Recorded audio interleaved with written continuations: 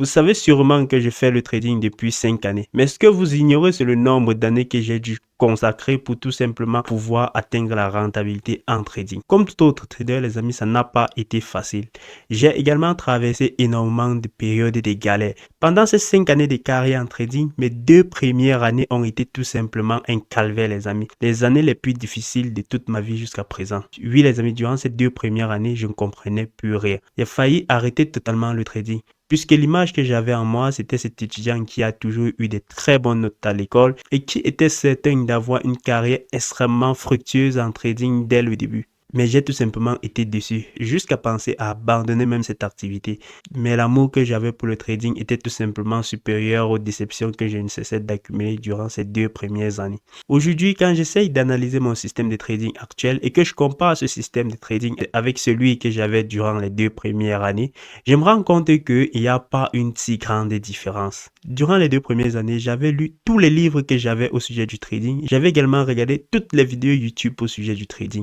Et au-delà de ça, j'avais suivi 2 formations en trading plus ma formation en finance. Donc vous comprenez que le problème que j'avais durant ces 2 premières années n'était pas un problème de connaissances. J'avais très bien des connaissances pouvant me permettre d'atteindre la rentabilité en trading. Mais ce qui me freinait, c'est que je travaillais de façon hasardeuse. Je n'avais pas un réel système pouvant me permettre d'atteindre la rentabilité en trading. Je me levais chaque matin et j'allumais ma machine dans l'espoir de finir la journée avec des millions. Tout simplement parce que je pensais que j'avais suffisamment de connaissances. Pourtant, les connaissances ne valent rien si vous ne les structurez tout simplement pas. Aujourd'hui, avant d'entamer chaque nouvelle semaine de trading, j'ai fait au préalable une préparation de ma semaine de trading le week-end. Question de faire une analyse technique, une analyse fondamentale sur l'actif que je vais négocier au courant de la semaine. Là, je vais pouvoir entamer la semaine avec au préalable des scénarios que j'ai déjà en tête. Des scénarios que je vais tout simplement suivre au courant de la semaine. Si au courant de la semaine, ces scénarios arrivent à se présenter, je vais tout simplement prendre des trades. Dans le cas contraire, je vais tout simplement m'abstenir. Et je comprends aujourd'hui pourquoi il y a une si grosse différence dans mes résultats en trading. Car je me préparais tout simplement pas avant d'attaquer ma journée ou ma semaine de trading. Vous comprenez donc la nécessité de faire au préalable une préparation de votre semaine de trading ou de votre journée de trading avant d'attaquer la journée en elle-même. Pour la préparation de cette nouvelle semaine de trading, j'étais en consultation avec M. Gidas. Nous avons notamment touché 2 paires de devises, l'euro-dollar et le JBPSD. Nous avons commencé par faire une brève analyse technique sur l'indice du dollar, question de voir l'orientation que pourrait prendre l'indice du dollar au cours de la semaine. Par la suite, nous avons fait une analyse technique sur l'euro-dollar. On a identifié les niveaux clés, on a tout simplement noté nos scénarios qu'on va suivre au cours de la semaine. Et c'est la même chose qu'on a fait sur la paire JBP-USD. Et pour terminer notre séance de consultation qui était basée sur la préparation de la semaine de trading, nous avons fait une brève analyse de macroéconomie sur ces 2 paires de devises. J'ai montré à M. Gidas l'importance de suivre également la macroéconomique pour tout simplement maximiser ses chances de réussite au courant de la semaine. On a notamment analysé le calendrier économique, identifié les nouvelles macroéconomiques qui devraient tout simplement être surveillées au courant de la semaine pour ne pas être surpris des mouvements violents qui peuvent surgir à n'importe quel moment lors de votre trading. Dans la suite de cette vidéo, je vais tout simplement vous laisser cette séance de consultation avec M. Gidas. Là, vous pourriez également apprendre comment est-ce que des traders professionnels préparent leur semaine de trading, l'analyse technique, l'analyse fondamentale. Et si par la suite, vous souhaitez également prendre une consultation chez moi, que ce soit pour une préparation de la semaine de trading ou pour autre sujet que nous n'avons pas soulevé dans cette vidéo, vous avez tout simplement mon numéro WhatsApp en description de cette vidéo. Contactez-moi pour prendre tout simplement cette consultation. Alors les amis, je vous souhaite tout simplement un très bon visionnage. Oui, monsieur Gillard, bonsoir. Bonsoir, comment tu vas? Non, je vais bien. Je suis là. C'est vrai que la journée a été fatigante et tout, mais bon, on est là, on est là. Et de ton côté? Ah, c'était là, j'ai pas trop me plaindre. En tout cas, quand il y a déjà la santé, on rend grâce. D'accord, d'accord. En fait. Bon, aujourd'hui, je souhaiterais en tout cas qu'on essaye de préparer la semaine. Tu vois un peu la semaine de trading et tout. Déjà, Exactement. c'est pourquoi tu verras que j'ai commencé par lancer l'indice du dollar et tout. Donc, on va commencer par là, faire une petite analyse technique. C'est vrai que rien de l'indice du dollar ne m'étonne actuellement parce que ce sont des trucs que j'ai travaillé dessus depuis et tout. Et l'analyse même a déjà été faite. Mais on va essayer de revenir dessus interpréter ce qui s'est passé la semaine dernière et tout, regarder les niveaux clairs et tout. Question de voir à quoi est-ce qu'on va pouvoir, on va s'attendre en fait la semaine à venir, la semaine prochaine. Et regarder également quel l'euro-dollar et le JBP USD, tu vois un peu. Donc on regarde ces deux paires et si on a D'accord. encore le temps, si on a le temps en tout cas avant la fin du truc et tout, on va essayer également de regarder le calendrier économique, question vraiment de regarder également les nouvelles macroéconomiques qui devraient être publiées demain parce que on est très de pas s'en tenir compte de la macro. C'est ça qui fait en sorte que nous avons jusqu'à présent réussi à identifier pas mal de bonnes opportunités sur les marchés. C'est parce que nous intégrons les faits macroéconomiques dans notre trading. Nous analysons en chaque début de semaine le calendrier économique et également ce qui pourrait arriver sur un plan géopolitique parce que c'est tous ces événements-là qui font bouger les marchés. Donc, on va essayer de terminer avec ce côté macroéconomique, si on a la possibilité en tout cas. Donc, on verra. D'accord, sans problème. Voilà, voilà. Déjà, la stratégie est la même. En tout cas, on va pas revenir dessus. Tu connais déjà l'approche, tu connais ce qui marche en fait. Tu connais déjà l'approche, tu sais ce qui marche et tout. On va juste utiliser cette même stratégie-là sur les derniers mouvements, en tout cas sur les derniers mouvements de l'indice du dollar et tout. Question bien évidemment de se projeter, comme je le disais, d'ici quelques heures, on va ouvrir les marchés en Asie. On va ouvrir les marchés en Asie d'ici quelques heures et tout. Donc, mais nous ne tradons pas cela. On va juste essayer déjà de faire une petite analyse et question de voir à quoi on peut s'attendre à partir de demain. D'accord, Voilà. sans problème. Voilà. Donc là, je vais... Attends, je pense, j'espère que ça enregistre bien. Oui, voilà, c'est bon. Donc là, je suis sur l'indice en question, sur l'indice du dollar. Je suis l'indice du dollar en données journalier. Voilà. Donc, tu verras que... Oh, putain. Voilà. Tu verras que on est, s'il faut regarder sur une base, en tout cas à long terme et tout, on est dans une structure plutôt baissière. Donc on est baissier, la tendance est générale en fait, on est baissier. Mais vu que notre swing, c'est vrai, notre swing trading se fait sur plusieurs jours, mais on est vraiment à la limite du day trading. On est vraiment à la limite du day trading. Donc, on va pas regarder, on va pas se baser sur la tendance très long terme, c'est tout. On va regarder sur la tendance en moyen terme, en fait. Donc, si on observe là, on verra tout simplement que, OK, actuellement, la tendance long terme ici est toujours, nous sommes toujours baissière et tout. Mais quand on essaye de regarder sur des plus bas, on peut remarquer tout simplement que on est plutôt en train de vivre un petit retour comme ceci. Mais un petit retour qu'il va falloir également faire très attention. Pourquoi? Parce que si tu remarques à ce niveau, on a un marché qui évoluait dans cette structure depuis, voilà, tu vois, depuis un bon bout de temps. Donc on est dans une sorte de range en fait. Voilà. Donc, il va falloir faire très attention parce que le marché est en train de s'aventurer comme ceci vers cet objectif, cette résistance ici, cette zone qui a pendant un bon bout de temps, tu vois, depuis avril, elle a eu à jouer ce rôle de résistance. Donc, c'est vrai, à court moyen terme, on est orienté à la hausse, mais on a quand même cet obstacle à ce niveau. On a quand même cet obstacle à ce niveau. Hier, hier, lors de notre séance d'hier, on a eu à chimer cette dernière structure, cette dernière structure haussière. C'est pour cette raison qu'on a marqué cette zone fétiche des Fibos. Si je passe en 4 heures, on verra un peu plus clair. Parce que hier, on a fait tout ceci en 4 heures. Je vais passer en 4 heures, on verra un peu plus clair. Parce que,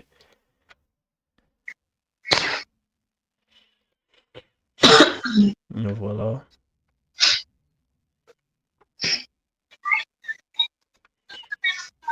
Voilà, nous sommes en 4 heures. Tu peux remarquer, voici la structure en question. On a chibé toute cette dernière structure haussière. Et là, je vais retirer ces... Voilà, on a directement marqué notre zone fétiche des Fibos à ce niveau.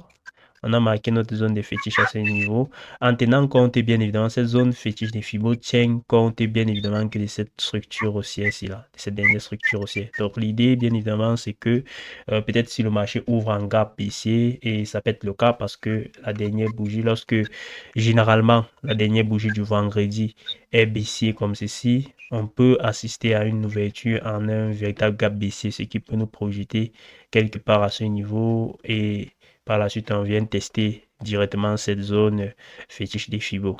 Donc, l'idée, bien évidemment, c'est de voir comment est-ce que le marché va revenir tester cette zone fétiche des Fibos comme ceci. Si par la suite, on assiste à une hausse comme ceci, une sortie comme cela, voilà, on va chercher à se positionner et accompagner tout simplement la structure haussière à ce niveau. On va tout simplement chercher à accompagner notre structure haussière à ce niveau de résistance. Donc l'idée vraiment, si on ouvre déjà un gap, tu sais, généralement, les gaps ont tendance à être comblés d'abord. Donc si on ouvre un gap, ce serait même le scénario idéal. C'est-à-dire si on ouvre, le marché ouvre à ce niveau, tu vois, et par la suite, on revient chercher cette zone-ci. Je serais vraiment rassuré, en tout cas, de me positionner à la sortie de cette zone en tant qu'acheteur parce que généralement, dans 80% des temps, on est revenu combler ce gap aussi et ce gap ici, en fait. Tu vois un peu. Donc, Je comprends. voilà, si on ouvre un gap comme ceci, ça va être plutôt une très bonne chose. Mais dans tous les cas, les scénarios en tout cas sont déjà dessinés et tout, tu vois. On sait que voici la zone qu'on va énormément suivre. Si on brise cette zone, ça sous-entend déjà que on remet en cause cette structure haussière-ci. Donc, si on brise cette zone, ça signifie qu'on remet en cause cette dernière structure haussière-ci et qu'on risque corriger toutes ces dernières structures haussières. Tu vois un peu? Voilà. Je comprends. Voilà. Et qu'on risque de corriger ces dernières structures haussières. Mais ce n'est pas ce que nous souhaitons parce que là, vraiment, la tendance moyen terme est déjà, nous sommes orientés à la hausse. L'idée, c'est d'accompagner cette hausse. Donc, l'idée, ce qu'on souhaite, c'est de voir le marché revenir, tester cette zone et par la suite, repartir tout simplement. C'est ce qu'on souhaite pour être vraiment dans le bon timing, dans la bonne direction et tout. Voilà. Voilà.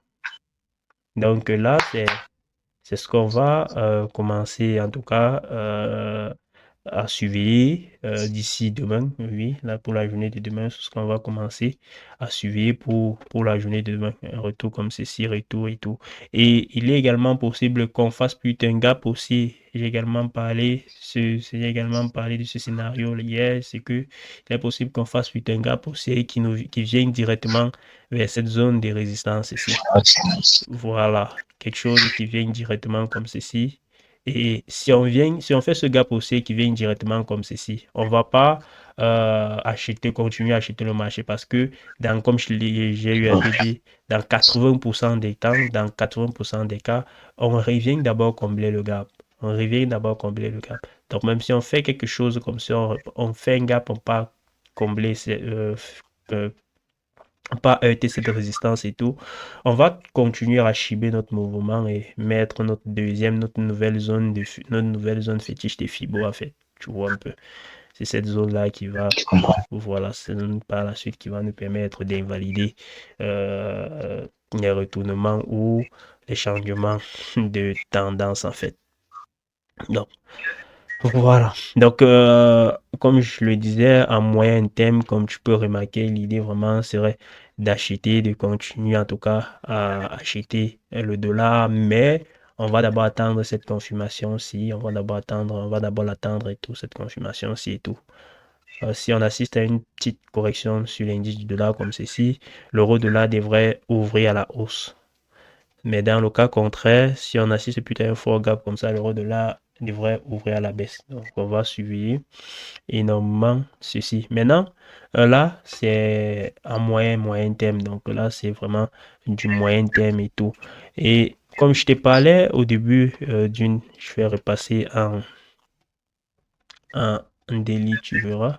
Voilà, quand je te parlais au début que on est pour le moment toujours, s'il faut regarder une orientation vraiment long-termiste et tout, on est toujours baissier parce que tu vois, voici la zone fétiche des Fibos qui va nous invalider, qui va nous permettre vraiment de savoir si on est en train de vivre une correction à ce niveau-ci. Tu vois un peu parce qu'il y a tu vois cette forte zone fétiche des Fibos aussi.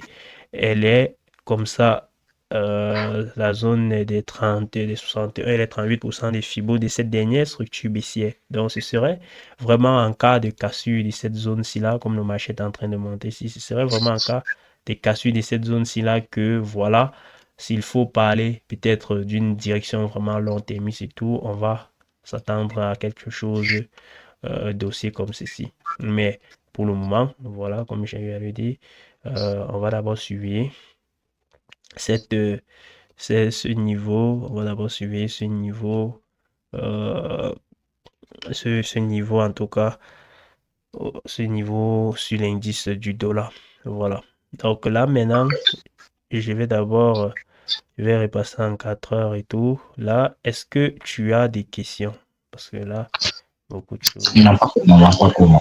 Voilà, voilà. Sinon, l'évolution en tout cas du trait du marché, tout est compréhensible, hein, non? Tout est compréhensible et tout.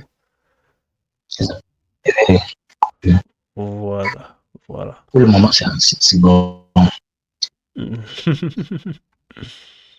C'est généralement quand tu es en position que ça commence à faire un genre.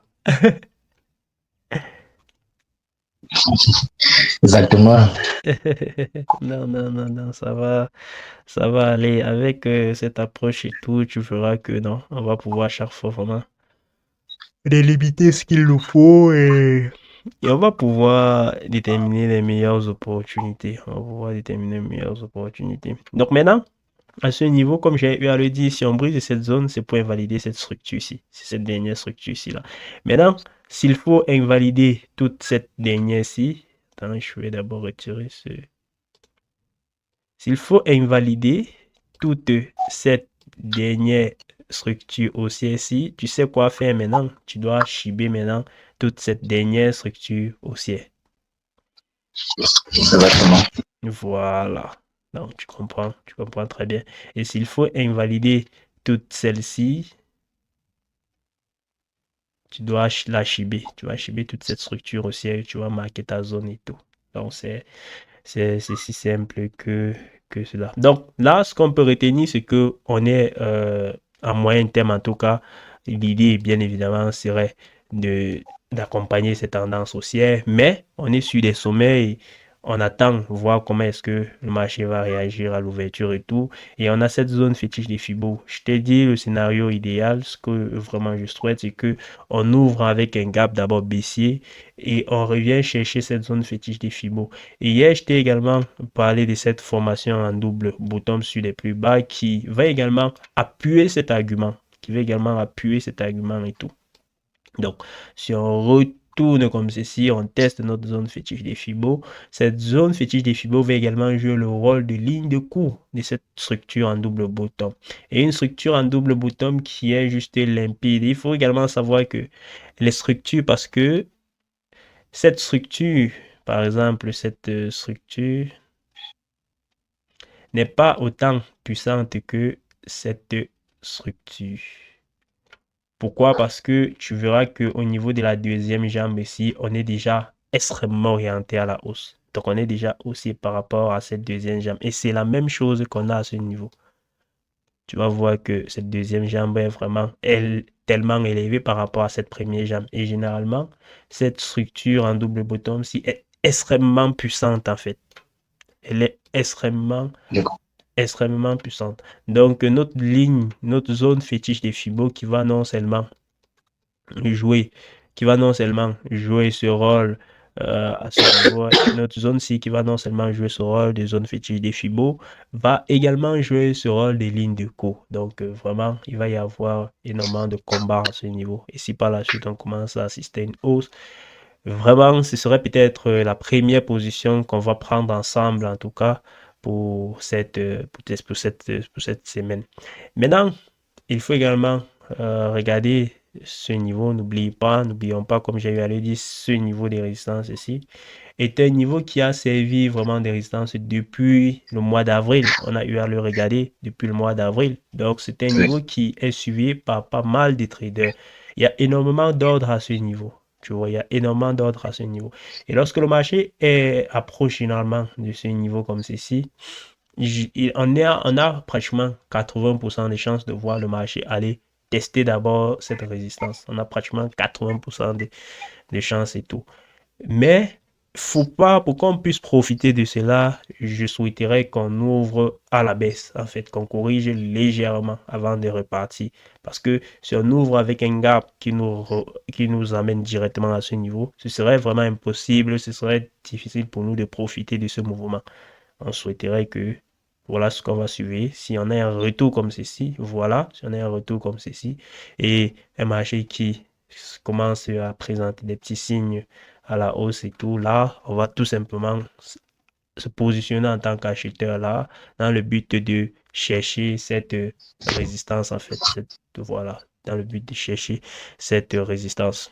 Donc là, c'est ce qu'on peut dire sur l'indice du dollar, c'est ce qu'on peut dire sur l'indice du dollar. Il n'y a pas, on a beaucoup documenté l'indice du dollar, on a beaucoup analysé l'indice du dollar hier et tout, donc il n'y a pas grand-chose de surprenant aujourd'hui.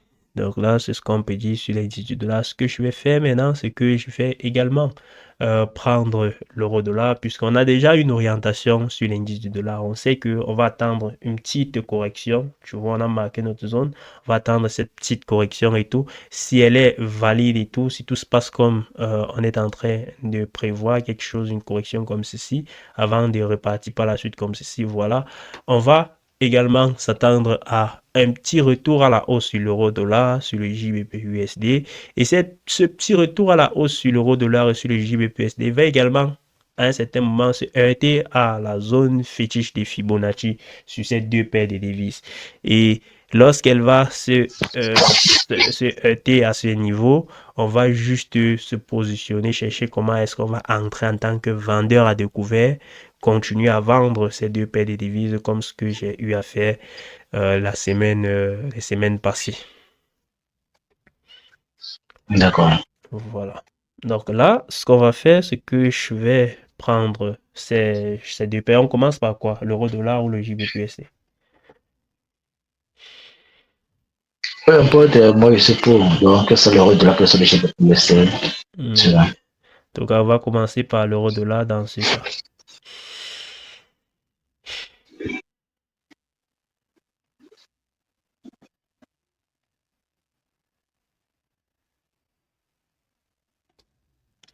Voilà, voilà.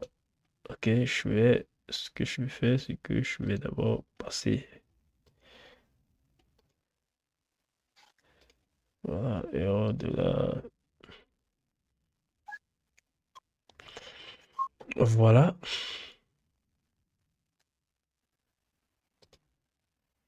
Nous sommes sur l'euro-dollar, voilà. Non, nous sommes sur l'euro-dollar et tout. Et comme ce qu'on était en train de dire, c'est que si on assiste à un petit retour du côté de l'indice du dollar et tout, on devrait également assister à un petit retour à la hausse du côté de l'euro-dollar.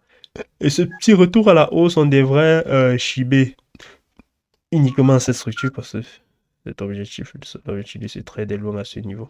On devrait chibber cette dernière structure baissière ici sur l'euro-dollar. Donc on devrait la prendre à ce niveau comme ceci.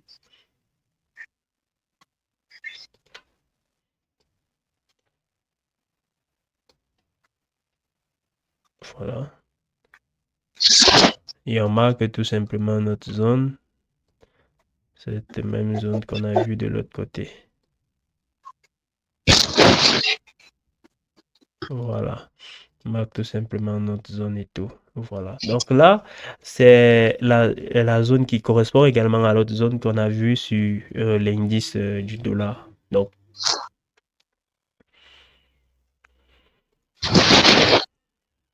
Donc, l'idée, bien évidemment, comme j'ai eu à le dire, si on a quelque chose comme ce qui s'est passé sur l'indice, comme ce qu'on prévoit sur l'indice du dollar, c'est qu'on devra avoir un petit retour comme ceci, dans cette zone-ci là. On pourrait avoir un petit retour comme cela dans cette zone-ci et tout. Et ce sera en fonction, bien évidemment, de ce qui va se passer et tout. Ce qui est sûr, c'est que si, sur l'indice du dollar, si tout se passe comme ce qu'on a prévu, c'est-à-dire un retour dans la zone euh, fétiche des FIBO au niveau de l'indice du dollar et par la suite une hausse, c'est qu'on devrait également avoir un retour de l'euro-dollar dans cette zone comme ceci avant d'assister par la suite à une forte baisse comme ceci. Et nous allons chercher à vendre le marché à ce niveau. Nous allons chercher à vendre le marché à ce niveau et tout. Tu vois un peu. On va chercher à vendre le marché à ce niveau. Ouais. Donc voilà. On va chercher à ce niveau. Et attends, je sais pas, mon RSI, je sais pas pourquoi je ne le vois pas depuis. Comme si j'ai, je vais ajouter le RSI.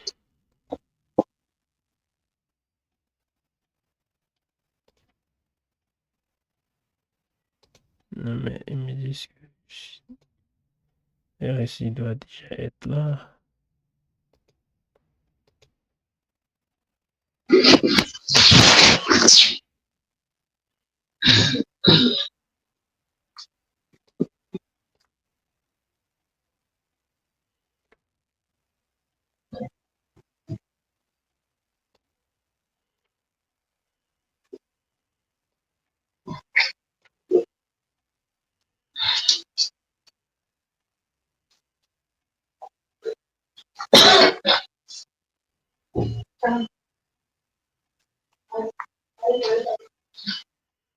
Oh, je sais pas pourquoi mon RSI ne s'affiche pas pourtant. Il doit être là. Tout.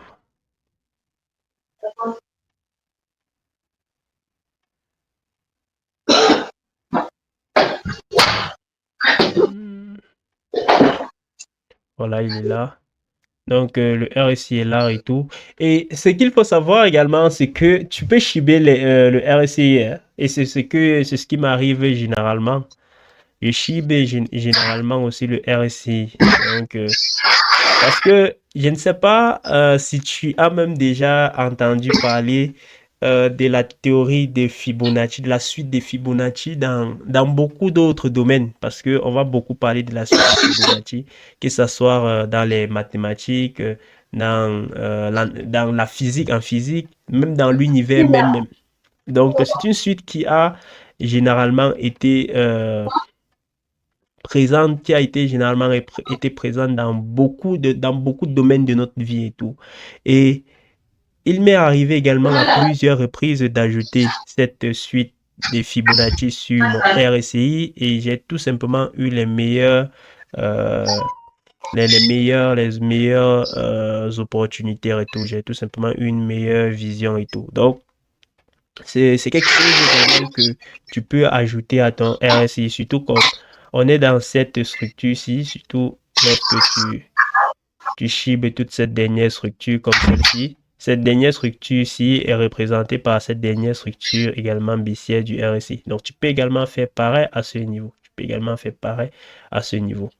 Et maintenant, ce qui m'inquiète un peu, tu vois, et ce qui me fait penser que on peut connaître ce petit retour comme ce qu'on prévoit là, c'est cette divergence-ci. On est haussier là au niveau du RSI, pourtant regarde sur le marché, on a brisé ce niveau, on est baissier. Donc, et cette divergence, généralement, elle présage un petit retour, tu vois, une petite correction, en fait. Une petite correction. Beaucoup de personnes vont dire qu'elle présage un changement des tendances, mais c'est pas le cas.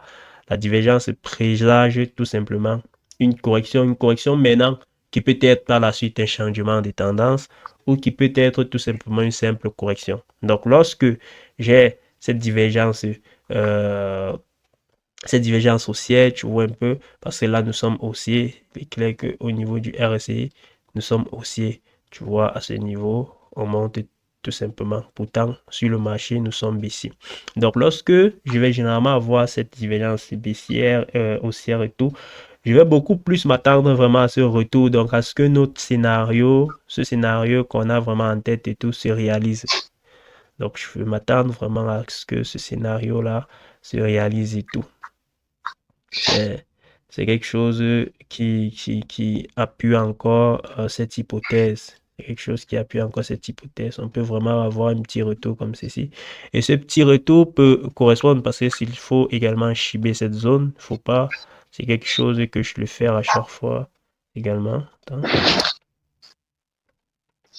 Voilà. Je vois que tu as beaucoup grippé aujourd'hui. Non, non, c'est madame qui tousse comme ça là, depuis. Ah ouais, Asia, Asia, Asia, Asia. Voilà. Donc, tu peux également cibler cette zone du RSI également et t'attendre juste à un petit retour également du marché du RSI de notre oscillateur dans cette zone-ci, dans cette zone. Et on peut, si le scénario que nous nous attendions, en tout cas, se réalise, on peut tout simplement avoir également un RSI qui vient par la suite comme ceci et accélère comme ceci. Et comme je le dis à chaque Mais fois, là, tu m'as su.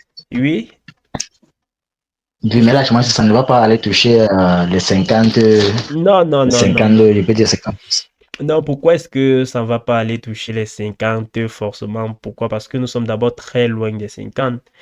Nous sommes d'abord très loin des D'accord. 50. Et tu verras que, parce que il faut savoir que le RSI n'est qu'une représentation de ce que le marché est en train de faire, en fait. Tu verras que tu as vu comment sur l'indice du dollar, on avait cette figure double bottom sur les plus bas. Tu vois que le RSI est en train de nous montrer cette figure-ci plutôt à double top. Voilà la même figure sur l'euro dollar. Tu vois un peu. D'accord. Voilà. Donc, D'accord, d'accord. Donc, c'est pour te dire que le RSI n'est qu'une représentation de ce que le marché nous montre et tout. Et si on a un RSI qui retourne jusqu'à cette zone des 50, je serais quand même un peu inquiet. Je serais inquiet. Je serais inquiet. Je préfère voir un RSI qui revient dans cette zone comme ceci et par la suite, on entre vraiment dans une nouvelle accélération baissière importante. Par la suite, on entre vraiment dans une nouvelle accélération baissière importante comme ceci. On frappe, on accélère vraiment. C'est quelque chose qui va vraiment permettre à ce qu'on enregistre des profils, des profils. Parce que c'est bien quand on est sur des mouvements vraiment, sur des mouvements avec une forte volatilité, avec une volatilité plutôt importante. Et c'est la raison pour laquelle moi j'aime vendre le marché. J'aime le plus. Généralement, tu verras, quand je vais analyser l'indice du dollar jusqu'à ce que si je suis haussier sur l'indice du dollar, si, c'est-à-dire sur le dollar, j'anticipe une hausse sur le dollar et tout, je vais chercher à vendre l'euro dollar, le JVPUSD. Si par contre, je suis plutôt baissier, donc j'anticipe plutôt une baisse de l'indice du dollar, je ne vais pas chercher à acheter l'euro dollar ou acheter le JVPUSD. Je vais aller sur les paires comme l'USDCHF et chercher à vendre ces paires-là. Pourquoi? Parce que on dit, il y a cet adage en bourse qui le dit, les mouvements haussiers prennent les escaliers et les mouvements baissiers prennent l'ascenseur.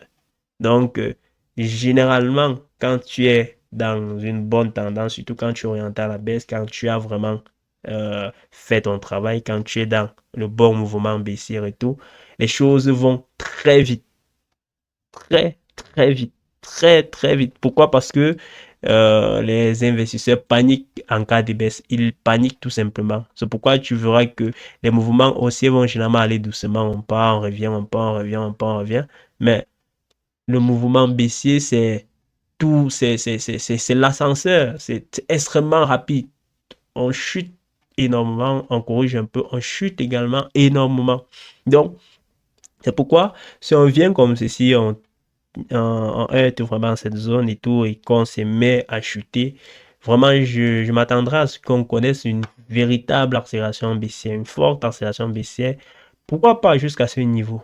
Voilà, parce qu'on a un support extrêmement important à ce niveau. On a un support extrêmement important là, qui, même dans le passé, à ce niveau, il a joué son rôle de support. Si on arrive comme ceci, tu verras à ce niveau, un rôle de support à ce niveau, support jusqu'à ce niveau. Donc, on a une zone plutôt importante à ce niveau. Donc, Si on arrive là, on se heurte vraiment à ce niveau, on pourrait vraiment assister à une forte accélération baissière en tout cas, une forte accélération baissière. Donc là, en tout cas, ce sont des petites prévisions qu'on peut avoir d'abord sur l'euro-dollar et tout. Est-ce qu'il y a des questions? Parce que là, tu vois que quand tu fais déjà le travail, un travail en amont, à la veille des ouvertures des marchés comme c'est comme aujourd'hui et tout, tu ne te casses pas énormément. Tu as déjà tes données, tu as déjà tes indicateurs, tu as déjà en fait tout tracé, tu as déjà tes zones et tout. Tu regardes juste, tu essayes d'interpréter. Donc ça va un peu très vite. C'est pas comme quelqu'un qui n'avait jamais rien fait, qui veut analyser pour la première fois et préparer la semaine. D'accord. Donc, pour le moment, c'est à tout un peu limpide un peu. Ce qui se conçoit bien, ça lance pour le moment. Et le mot pour le Dieu vient aisément. Donc, pour le moment, si j'ai pas inquiété. Voilà, voilà. Donc, pour le moment, tout se passe plutôt bien. Donc, tu vois que on va suivre, Exactement. voilà, on va suivre ce niveau sur l'euro-dollar à partir des 1, euh, 1,1570. Donc, en tout cas, on va voir comment est-ce que le marché va d'abord réagir dans cette zone et tout. Et on va, en cas de retour comme ceci, c'est où ça risque d'être notre première position, en tout cas, euh, de la semaine à venir. Donc là, en tout cas, c'est ce qu'on peut dire sur l'euro-dollar et tout. S'il n'y a pas de questions, je pense qu'on peut toucher la livre, on peut prendre la livre. JBP Oui, mais US. moi, j'ai un peu une question là. Oui, oui, je J'ai t'écoute. une question sur le RSC. Sur le RSC, pourquoi sur mon RSC, il y a deux trucs, il y a deux traits. À quel Il y a niveau? le RSC même sur l'indicateur. Pour moi, il y a jusqu'à deux. Il y a le trait qui est violet, là, il y a un trait jaune. Sur ton RSI, Oui, sur mon RSC. c'est à quel niveau le trait violet est à quel niveau? Parce que voici la graduation du RSI. La graduation du RSI est là. Le, le trait violet est aussi est au niveau de 35-72. Oui, 35-72. Voilà, c'est Et 37,72 104. et 104. Bon, ce qu'il faut savoir, c'est... Mais là-bas, Oui. mais je vois là-bas de ton côté, là-bas, c'est 39-54. Non, non, non, non, non, non. Tu dis le niveau du RSI, en fait. Là, c'est le niveau des prix. Là, c'est le niveau Oui, des prix actuels. Tu es en qui est 34. à 35, à 39-54. Moi, je suis, oui, j'ai configuré le RSI, j'ai mis 34. Oui. Mais sur le niveau du prix, de mon côté, à Bon, 35,72. bon, attends pas dans la configuration. Tu mets 34 au On niveau des configure. longueurs du RSI et en dessous, Oui, j'ai mis 34. tu as mis 34, redescends en dessous, en dessous, tu vas mettre 14 parce que en haut, c'est longueur, voilà. Donc, la longueur du RSI qui est calculée en fonction des clôtures. Est-ce que c'est calculé en fonction des clôtures, des niveaux de clôture des bougies? Oui, exactement, c'est clôture. C'est la même chose un peu de l'autre côté là-bas. Et même en bas, Exactement, oui, c'est ça aussi. 14, Oui, même en bas, descendant encore peut-être plus bas. oui, 14,2, chez moi, c'est 14,2. oui. Oui, même chez moi, c'est la même chose. Bon, c'est que moi, je ne sais pas pourquoi est-ce que ça fait comme ça. Je ne sais pas vraiment pourquoi. Je ne sais pas. Parce que normalement, ça devrait donner la même chose parce que nous sommes tous sur TradingView. Tu es sur TradingView? Oui, ça, c'est très dur, mais sur le téléphone. Non, ça doit donner, si tu es sur TradingView, ça doit donner la même chose. En fait, ça peut être juste peut-être une petite erreur de lecture, hein, parce que là, ça doit être la même chose sur TradingView. Si tu étais sur un broker, si tu avais relié peut-être, est-ce que tu as relié TradingView avec un broker? Non, j'ai pas réglé. Voilà. Donc, J'ai ça pas doit réglé. être la même chose. Ça doit être la même chose. Parce que là, je suis le niveau des prix, c'est 39,54. Ça doit être la même chose. Tu dis de ton côté, c'est à combien? De mon côté, ici, là, je suis à 35,72. 37,72. 35,72. 35,72. Tu es encore beaucoup en bas. Tu es beaucoup en bas et tout. Je ne sais pas pourquoi vraiment. Parce que au niveau des paramètres, normalement, la différence devrait être au niveau des paramètres et tout. Mais au niveau des paramètres, tu dis avoir les mêmes données. Parce que j'espère vraiment que c'est au niveau, les calculs sont faits en fonction des clôtures parce que en fonction également des niveaux de bougie, il va y avoir une certaine légère différence et tout.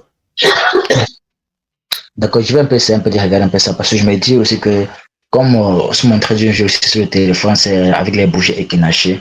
Je n'arrive pas à retirer les bougies équinachées sur le téléphone parce que sur la machine que je savais retirer ça. Ça va On me être dit que ça. peut-être C'est pas les bougies japonaises, hein. exactement, peut-être ça.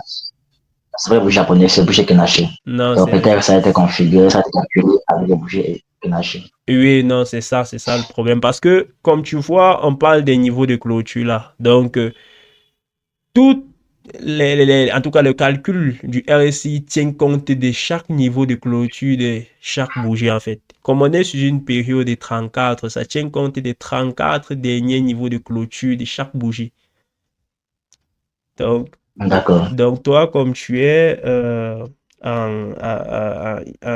tu n'es pas en tout cas en bougie japonaise et tout, ça va être ça. Ça va être ça la différence. Ça va être ça la différence. Il faut passer en bougie japonaise avant de tester. Là, on va voir si c'est toujours le cas. Donc ça doit être parce que ça me bougeait avec un haché. Donc, je vais essayer un peu de faire des recherches sur YouTube. Comment Oui, retirer les bougies canaché oui, oui, oui, avec oui. le téléphone. Oui, oui, oui, oui, il faut le faire, il faut le faire. Ça va être justement cela la cause. Donc, sinon, par rapport à l'analyse par rapport à l'analyse même, est-ce que il y a des difficultés, des questions quelconques et tout? Non, pas pour le moment. Voilà. Donc, ça veut dire que ce soit la stratégie, tu l'as déjà quand même pas mal, tu l'as quand même bien assimilé en fait. Oui, exactement. Donc, je vais retrouver un peu dans ce qu'on fait. Voilà, voilà, voilà. Donc, si tu te retrouves dans ce qu'on fait et tout, Puisque, voilà. puisque moi, je travaille sur avec Fibonacci. Donc, ça fait qu'avec travaille Fibonacci, qu'elle est juste dans la zone de 0,50 et 0,78. Donc, comme on a monté le 0,342, c'est un peu plus facile pour moi un peu Mhm. euh, de comprendre ça. Oui, oui, oui, oui, oui, oui, oui, oui, oui, oui. Donc, voilà, C'est plus c'est... facile pour moi de comprendre. Non, c'est que ça doit passer en tout cas, ça doit passer. Donc là, en tout cas, c'est ce qu'on peut dire sur l'euro-dollar. On va alors regarder également ce qu'on peut également avoir comme prévision sur le JBP USD sur la livre. Ok. Voilà.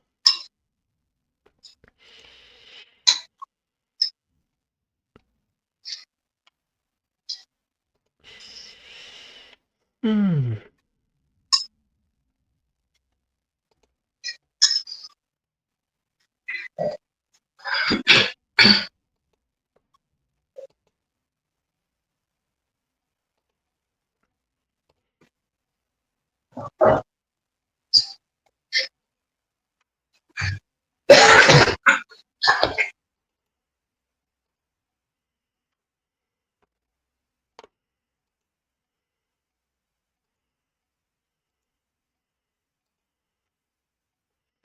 Voilà, donc nous sommes là, c'est le graphique de la livre et tout.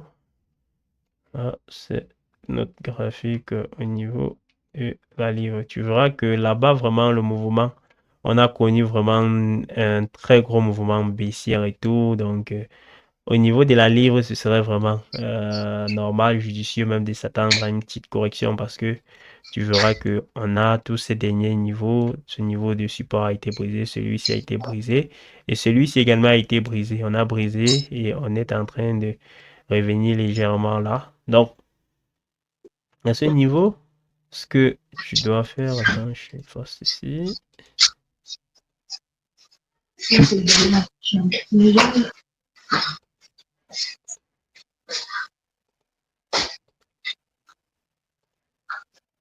Voilà. Donc là, c'est Ça veut dire pas. que peut-être la semaine, c'est Oui, ça veut dire que peut-être la semaine, c'est très difficile de prendre un trade sur le GBP-USD. exactement, exactement, parce que tu vois carrément qu'on est sur des plus bas, on est vraiment. euh, Exactement. voilà. Et là, c'est l'idée Donc, vraiment. pour une correction, ça serait compliqué. Oui, oui, oui, oui. L'idée vraiment serait d'attendre une petite correction là. Donc, je vais prendre. euh, notre outil Fibo. On va chiber cette petite dernière structure baissière d'abord. On va commencer par elle d'abord. dans la Shiban comme ceci, on peut remarquer que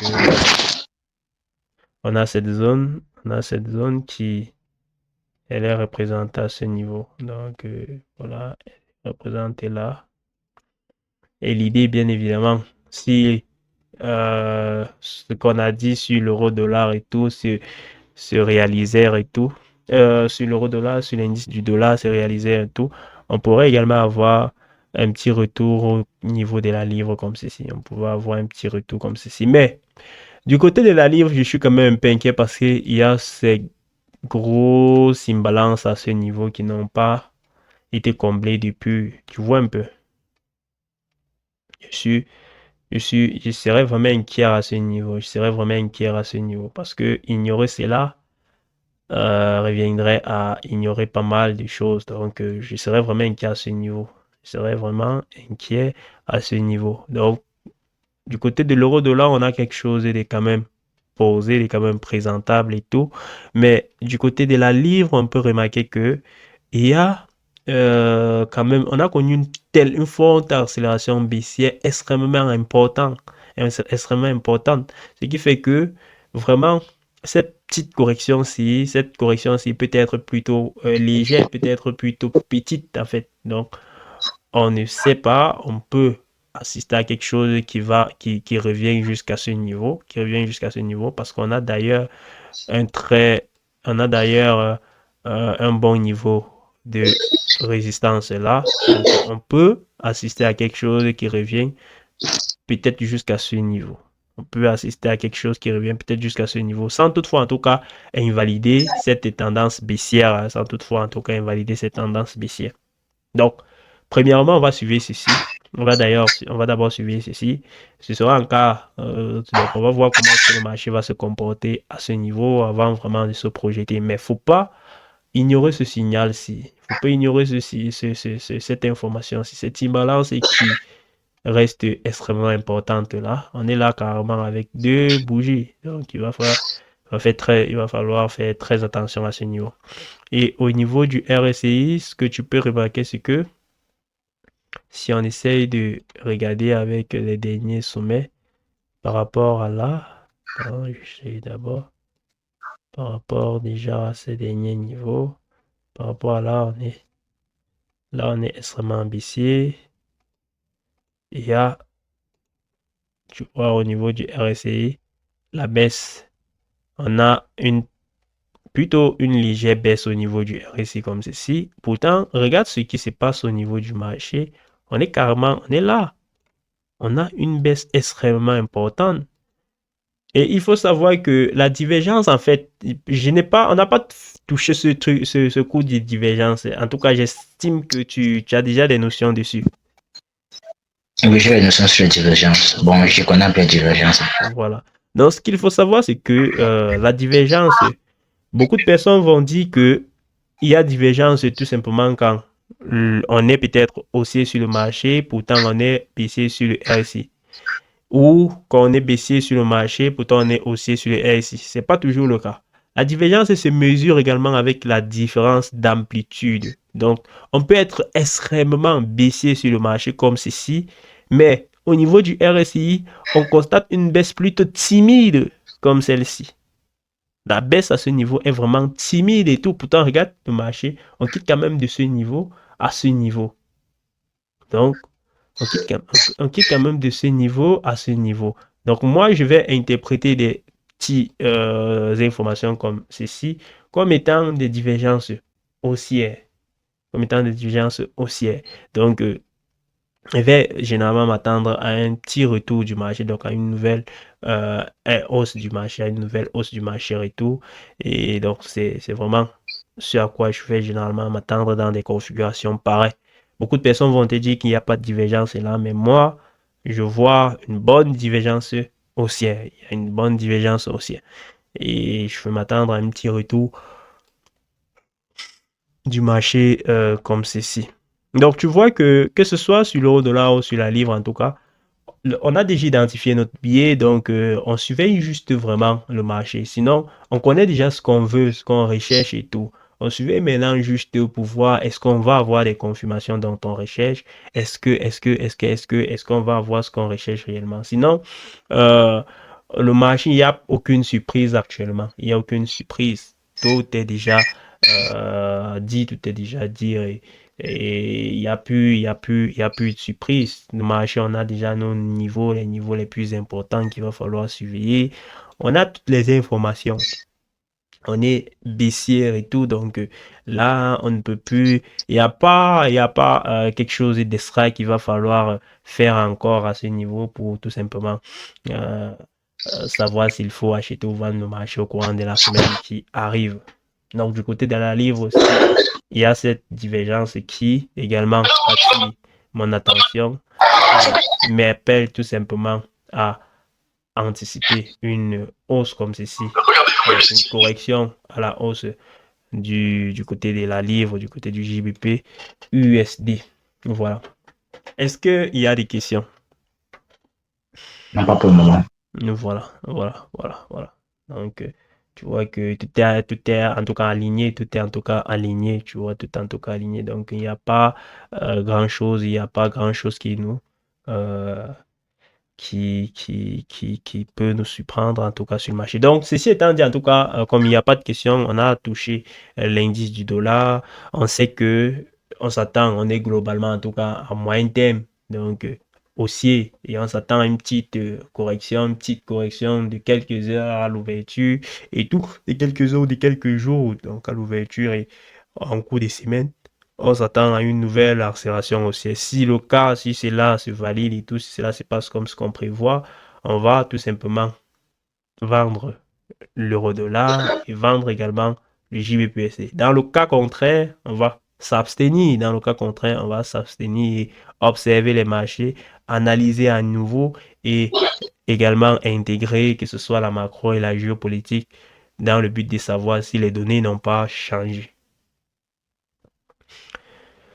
Voilà.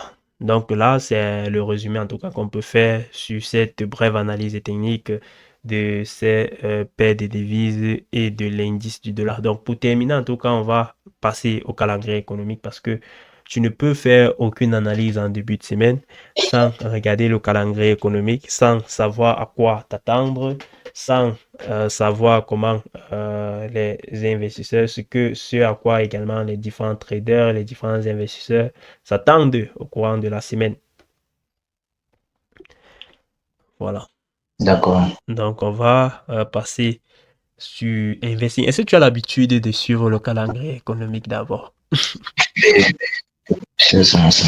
Hmm? Même, même, je suis souvent ça, même Finnex m'envoie souvent ça, Bleu m'envoie souvent ça, FT m'envoie souvent ça. Toutes Est-ce- les places où j'ai acheté les comptes, m'envoie souvent les notifications. Le problème, parce que le souci n'est pas de suivre le calendrier économique, mais de pouvoir de les interpréter, d'interpréter les événements Bon, macroéconomiques et tout. je sais, mais interpréter là, je ne sais pas ça exactement. Les données, c'est souvent que quand il y a tel et interprète trading, ça c'est la seule chose que je connais. Tu dis, Et sinon, que lorsqu'il y a annonce économique peut-être à 13h45 ou que entre 13h25 et 13h30, je dois pas trader, c'est la seule chose que je connais. Donc, connaître exactement quelle chose va impacter le marché, c'est pas trop mon fort d'abord, c'est pas trop mon fort. je J'aime à comprends. penser que j'ai un bas pour apprendre aussi la macro, il faut avoir écrit un peu bien performant, puis il faut avoir une bonne stratégie et tout. Il faut me dire c'est un peu rentable aussi avant de dire ok, maintenant tu peux aussi prendre encore plus d'amplitude de ce côté-là. Le souci, mais le véritable souci, c'est que est-ce que c'est alors évident, est-ce que c'est vraiment possible? Parce que c'est vrai, j'en ai rencontré pas mal de traders qui réussissent avec uniquement l'analyse C'est la même technique et technique, tout. Mais, exactement, je sais exactement. mais, ils sont très peu, très peu, très peu. Pourtant, parce que moi, je travaille énormément avec l'analyse technique, hein, donc je fais énormément d'analyse technique et tout. Mais moi, je dis toujours que l'analyse technique, en fait, les marchés ne bougent pas pour rien. Les marchés bougent parce qu'il y a un certain nombre de- de- de- d'arguments, il y a des fondamentaux qui font bouger ces marchés-là. L'euro ne bouge pas pour rien. Le dollar ne bouge pas pour rien. Le dollar d'abord repose sur l'économie américaine.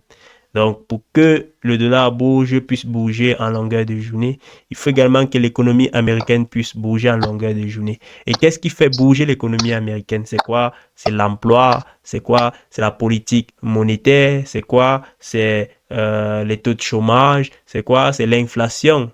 Tu vois un peu. C'est ça.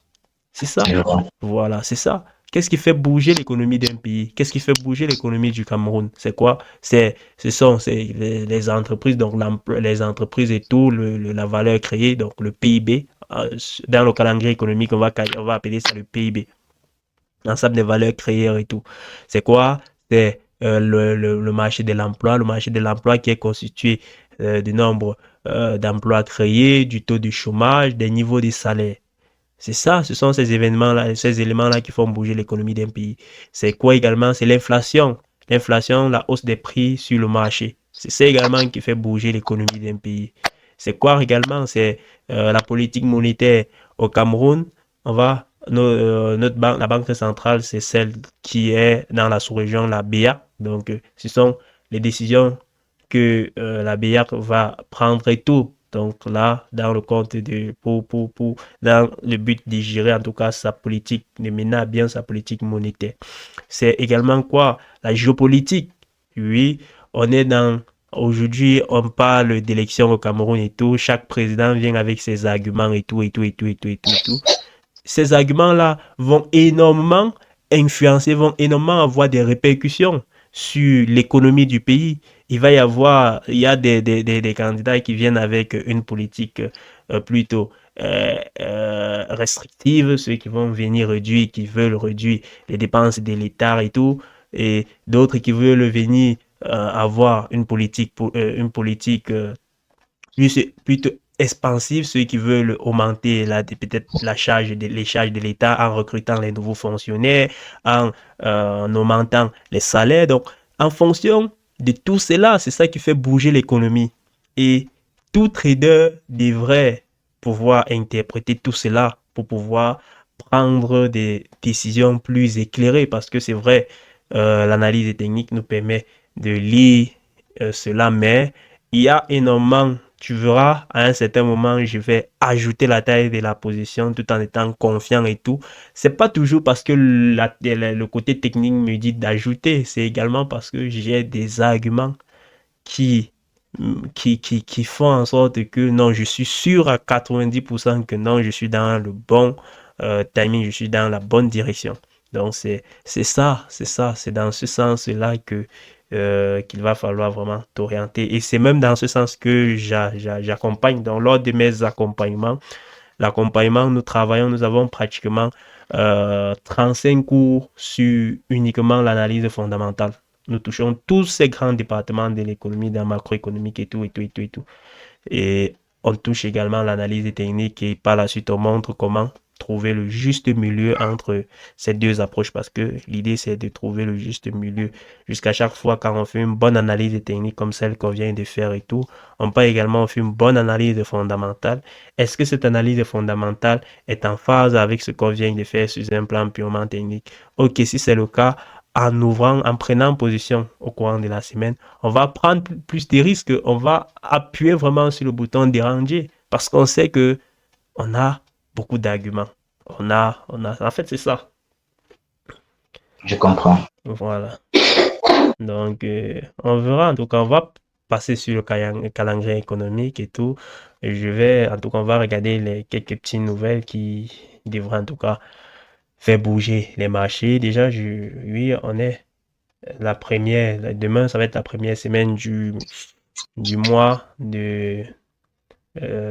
Novembre. de novembre et tout. Donc, on devrait avoir les données sur le rapport de l'emploi aux États-Unis, ce qui devrait faire bouger normalement les marchés. Donc, je vais partir sur Investing.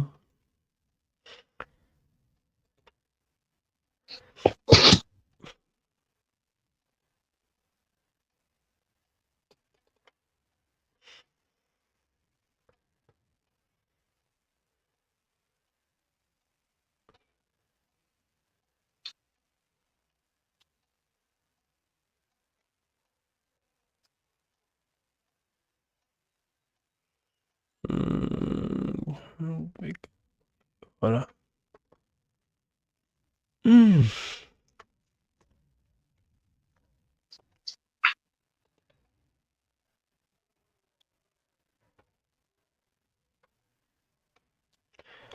Voilà, donc je vais juste passer, arrêter ce partage et prendre la page d'investing maintenant.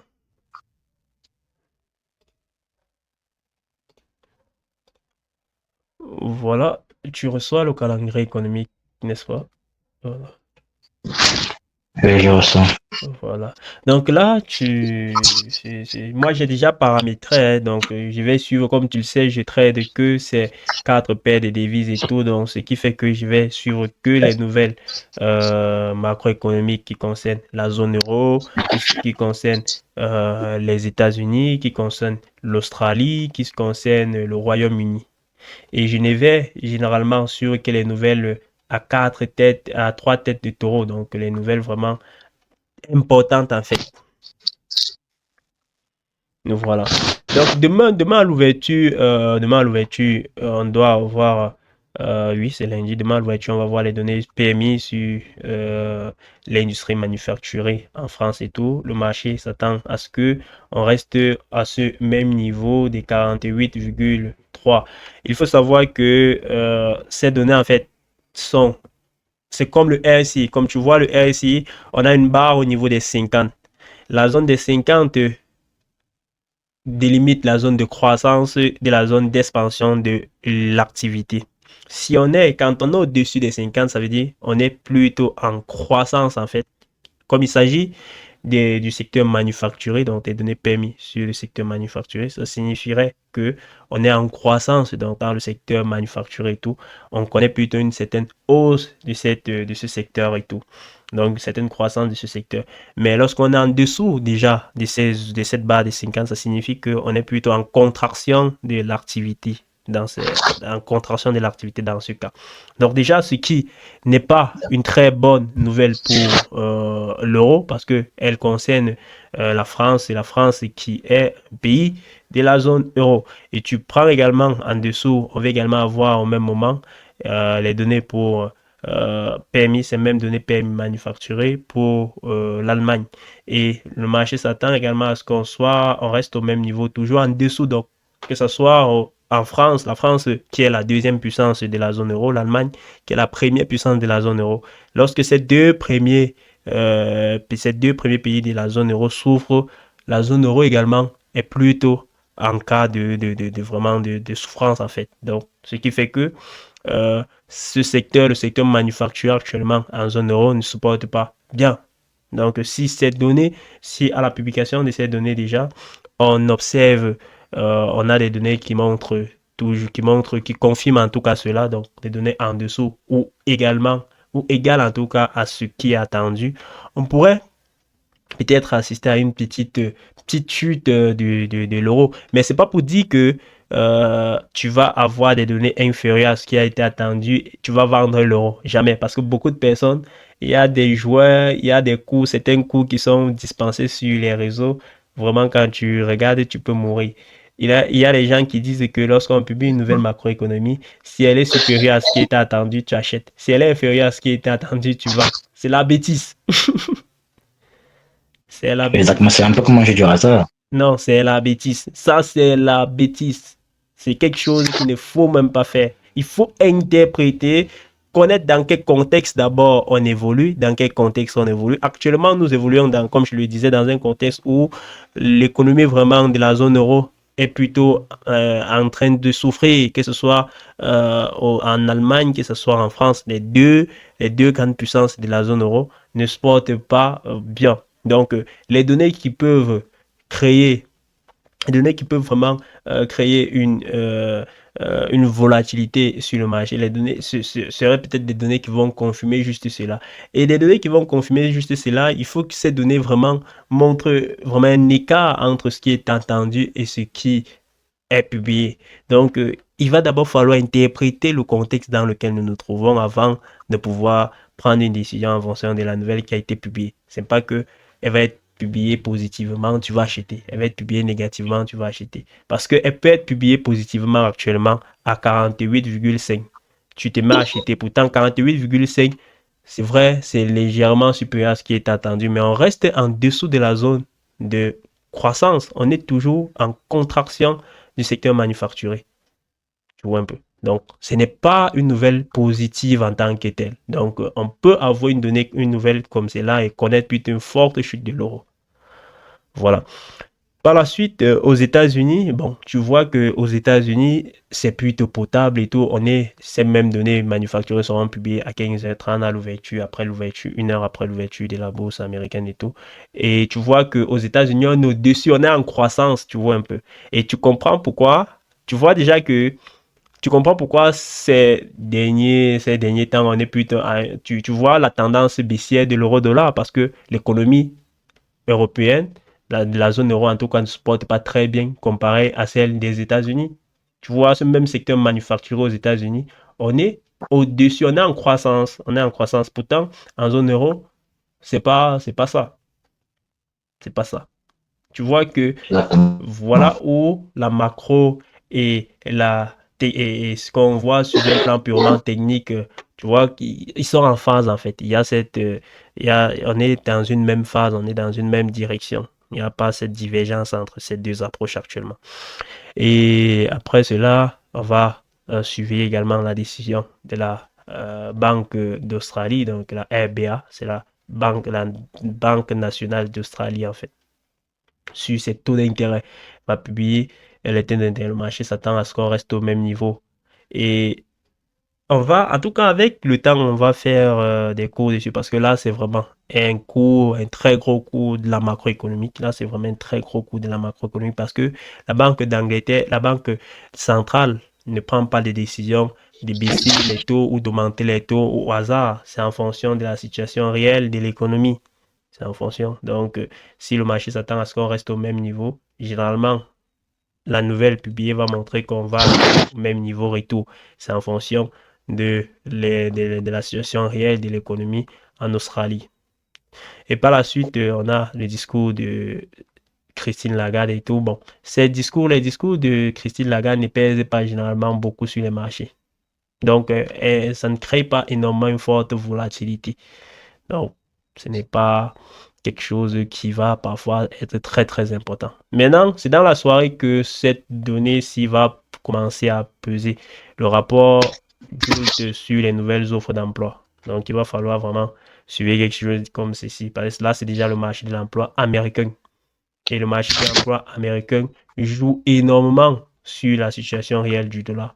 Si on a un marché de l'emploi qui ne se porte pas bien, on a de fortes chances d'avoir également un dollar qui se casse la gueule.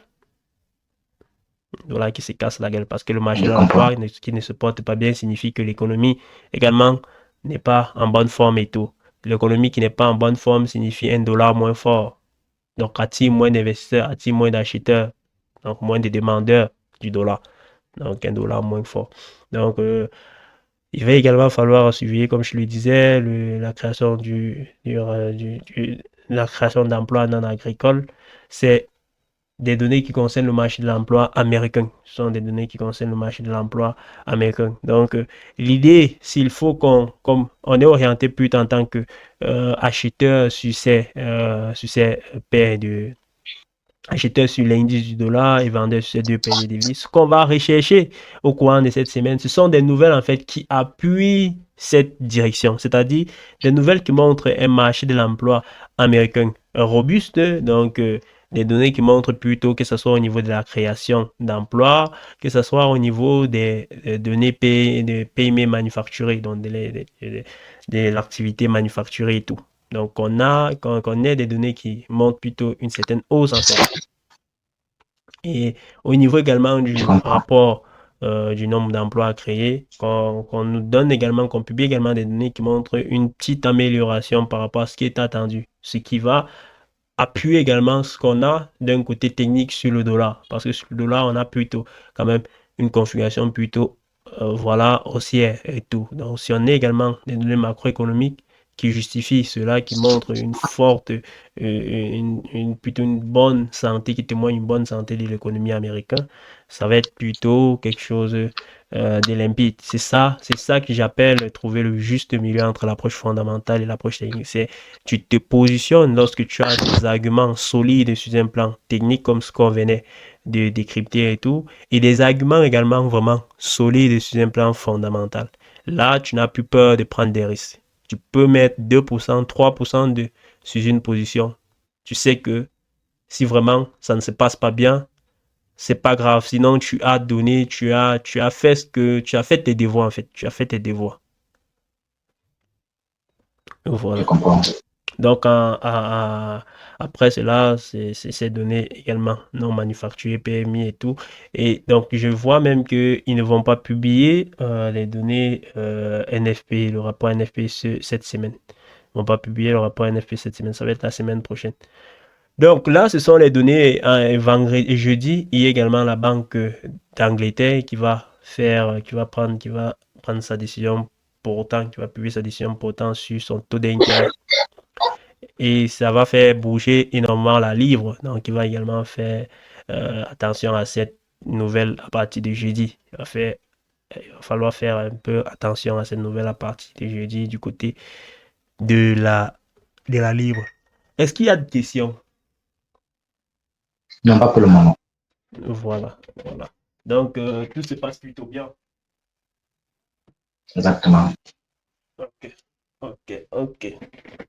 Donc là, c'est dit. Un instant, tu me donnes juste quelques petites secondes.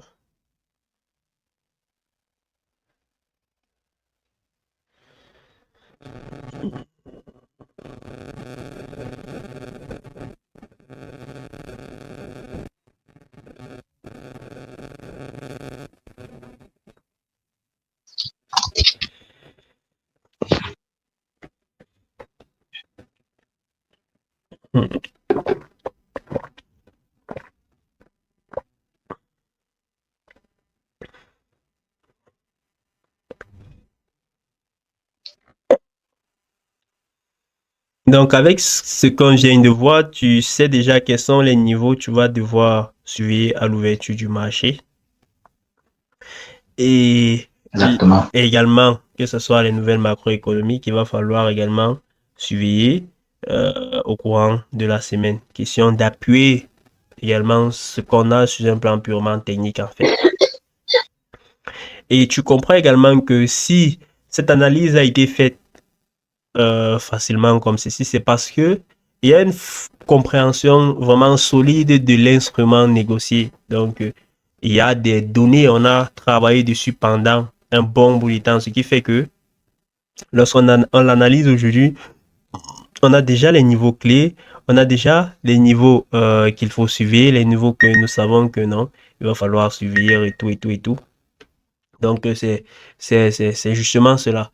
Je vois que c'est également, il te faut déjà en tout cas une machine, comme tu le disais, il te faut une machine où tu vas également passer. Je ne sais pas si avec le téléphone, tu vas pouvoir conserver ces données-là. Tu as vu mon Mataf hier. J'ai vu. Voilà. Tu as vu mon Mataf hier. Tu as vu comment, lorsqu'on rentre même jusqu'à 2023, on a des données extrêmement solides et tout. Et c'est ce que toi également, je te conseillerais parce que il faut à chaque fois vraiment avoir des données comme ceci, des datas comme cela. C'est avec ça que tu vas pouvoir avoir un certain nombre de convictions lorsque tu prends tes positions sur le marché et tout. Voilà. Donc là maintenant, si tu as vraiment, si tu as d'autres préoccupations, parce que là, je pense que ce que je voulais en tout cas qu'on fasse ce soir a été fait. Que ce soit l'analyse de l'indice du dollar, l'analyse de ces deux paires de devises et qu'on touche également la macroéconomie. Si tu as d'autres préoccupations, là, je t'écoute et tout avant qu'on ne clôture. Parce que là, Non, pour le conseil, je n'ai pas de préoccupation. Voilà. Donc, tout est limpide, tout est posé. Tu as également remarqué les niveaux et tout. Et il faut marquer cela également sur ton téléphone et tout. Parce que c'est vrai, je suis sur les marchés à tout moment. Donc, toute la journée, je suis connecté sur les marchés et tout. Mais il faut également que toi, tu sois connecté. Parce que là, si on a peut-être des mouvements, des petits mouvements et tout, tu peux m'informer. Ça va beaucoup me plaire. Ça va beaucoup me plaire que ce soit toi qui me dit, tiens, voilà ce que on parlait hier dans la conférence et tout, qui est en train de se réaliser et tout. Là, je confirme juste. D'accord, sans problème. Je vais te faire. Ok, ok, d'accord. Dans ce cas, je pense qu'on va s'arrêter là. C'est ça, non? Exactement, exactement. Donc, Voilà. on attend seulement à partir de l'ouverture et on attend les positions. On sait au cas où il y a des positions à prendre, ça va beaucoup me plaire. C'est ça mon investissement. Exactement. Et tu me disais, avec ton Fundenix, tu es réellement à quel niveau actuellement? Le solde du compte. Alors, actuellement, attends, je vais te montrer tout de suite. Comme la connexion énergétique, là, ça fait C'est pas évident. évident. Donc, on peut dire 14 600. 14 600. Donc, ça veut dire qu'il y a des pertes de 400 dollars en fait. Et 400. Exactement, 400 $. Voilà. Et l'objectif est de réaliser 10%, c'est ça? 10%. Donc, actuellement, il me faut combien?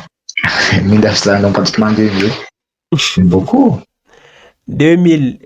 Pour 2000, il faut 2000. Mais tu ne dois pas perdre combien en essayant de Je gagner ne ces dois pas 2000? perdre, 600. je ne dois pas perdre pratiquement 600. 900 $. Sur Non, le compte. c'est Donc, le compte doit pas arriver à 14 100. Ah, c'est la perte Marsec, c'est 8%, non? Non, c'est 6%. C'est le compte à une phase. C'est 6%, Les 6%. la perte maximale, Oui. Donc, il correspond à 900 $. qui correspond à 900 dollars. Oui, sur un compte de 15 cas. Et on est déjà en perte latente de 400. De 400. Donc, avec actuellement, on doit surfer sur 500. Voilà, donc ça veut dire qu'on va chercher 2000 en évitant de perdre 500. Exactement. Donc, on peut dire qu'on doit chercher 1900 en évitant de perdre 500. Oui, en évitant de perdre 500. Donc, est de 4. Mais, là, c'est vraiment, c'est vraiment juste. Non, c'est ça, non. C'est vraiment juste. Il faut détailler comme Exactement. ça. Il faut détailler comme ça et tout. Exactement. Et, et sans être en perte aussi, l'attente aussi de 350 En en une une journée. journée. Hein. En une journée. Exactement. De 450 en une journée. On peut toujours dire toujours 500 toujours. C'est pratiquement égal à 500, voilà. Exactement. Bon, en tout cas, on Je verra. pense que c'est possible. On verra parce que c'est vrai, ça n'a pas bien commencé et tout, mais on verra avec la fonction des opportunités et tout. L'objectif reste de valider cela, même si ça va prendre beaucoup de temps. On verra. Le plus important, déjà, notre objectif va être d'abord de revenir à l'équilibre. Si on, Exactement. voilà, si on revient à l'équilibre et tout, ça va être une très bonne chose. Là, maintenant, on se donne pour objectif les semaines prochaines de passer euh, en profit et tout. Et pourquoi pas prendre une fois validé cela. Je pense qu'on peut prendre combien de temps pour valider cela. Je m'enseigne. Une semaine, 2 semaines, 3 semaines, un mois.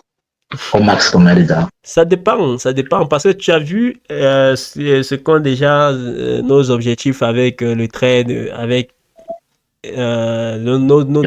voilà, nos analyses et tout. Donc, on a déjà quand même en tête des positions qui peuvent qui se présenter au courant de la semaine. Si elles se présentent et tout, on peut, grâce à ces positions-là, revenir en équilibre. Peut-être aller plus. Parce que pour revenir en équilibre, il faut gagner 400.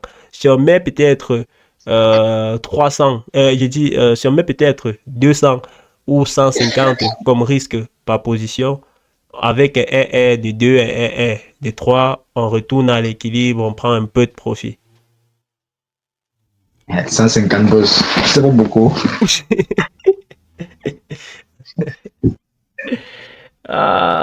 C'est beaucoup, mais en réalité, on est déjà en négatif. On est déjà en négatif. Et lorsque on est dans une posture pareille et tout, on doit travailler non seulement sur la qualité du trade. Et on a des opportunités que si elles se présentent et tout, ça risque d'être de très bonnes opportunités de trading. Et il va falloir profiter de ça. Il va falloir profiter de cela. Donc, si on met 150, on prend un aide de 2, un aide de 3, c'est déjà bien. C'est déjà bien. Pour valider un challenge Profume, tu n'as pas besoin de prendre 25 trades. Hein. Tu dois miser sur la qualité. Tu dois miser sur la qualité de la position. Tu mises sur la qualité et tout. En mettant 150, on est juste en train de risquer 1%. Oui, mais ça, c'est 1% quand le compte est encore normal. Et il me dit aussi que c'est 1% aussi. Quand c'est 1% aussi, c'est quand aussi on prend en compte à 2 phases et qu'on a 10%. Parce que quand c'est un compte à une phase, on est à 6%. Il correspond à $900. Je comprends. Donc, à ce moment-là, on peut même pas se permettre. Donc, on peut peut-être dire que, ok, ça va prendre peut-être, on peut peut-être dire que c'est limité à $75 qui correspond à 10%, puisqu'on a $900. Ok, Où d'accord. on considère qu'on prend peut-être 1%. Bon, bref, moi, je me dis que si. Je me dis que non, on peut prendre des risques. Ouais, là, c'est ça ou c'est pas ça. Comme on dit souvent, que quand un trader a perdu peut-être, il met dans son compte peut-être $1000, là, a perdu 900, il manque 100, il dit que où ça casse tout ça prend. Voilà, non, c'est. Tout ça, c'est une position. Quand il paye le $100, là, ça lui tient plus. Donc, c'est ça. s'il gagne tant de, il perd tant de, peut-être il sait qu'il a perdu tout ça. Mais là, c'est mon devant derrière. Le crame là, il arrête un peu. Moi, il a dit ça, mais si le compte se crame, il arrête un peu le crédit là. Donc, ça crame plus autre chose. Ouais, c'est pas évident, c'est pas évident. En tout cas, le truc, c'est que, tu sais, s'il faut peut-être prendre tu as vu, le problème, c'est qu'il faut se baser également sur les échantillons des trades et tout. Tu as vu comment en un mois, je peux prendre 2-3 positions maximum. Si tu risques peut-être $75 par position, à la fin du mois, et que toutes ces positions-là, peut-être, c'est pas si bien et tout, tu n'aurais même pas réussi à revenir en équilibre et tout. Et c'est pas bien. D'accord. Voilà. Alors que si tu mets peut-être 100 ou 150 même, c'est l'idéal. Tu as un aide de 2 te permet déjà de revenir à 300, de prendre $300 de profit. Un aide de 3 te permet de revenir à l'équilibre et tout. Donc, c'est à un certain moment, il faut accepter le risque. Il faut accepter le risque lié à l'activité. Si le trading est risqué et si tu n'acceptes pas le risque lié à cela, ça va être difficile pour toi de saisir les opportunités sur le marché. D'accord. Maintenant, ce Sabio, c'est Sabio, Oui, Sabio un Trade. truc comme ça. Sabio Ça se passe comment là-bas? Là-bas, comme je te disais, là-bas, c'est 8% en fait. Là-bas, c'est 8%. Ce n'est pas 6% comme chez Fondenex. Chez Fondenex, c'est vraiment trop petit. Donc, c'est 8% sur un compte à une phase. Une phase, oui. Et on commence là-bas à partir de $20 000. Exactement. Et oui. Et un compte de $20 000 chez eux coûte $125 ou $100 ou $125. $125, je pense. D'accord, je vois. Donc là-bas, les paiements, c'est tous les 5 jours aussi. 5 jours exactement, chaque vendredi. Et ça fait un peu combien de temps? Non, quand tu sais instantané, ce n'est même pas, c'est instantané. En tout cas, ça dépend Et là-bas, aussi. il y a aussi la. Oui, tu dis?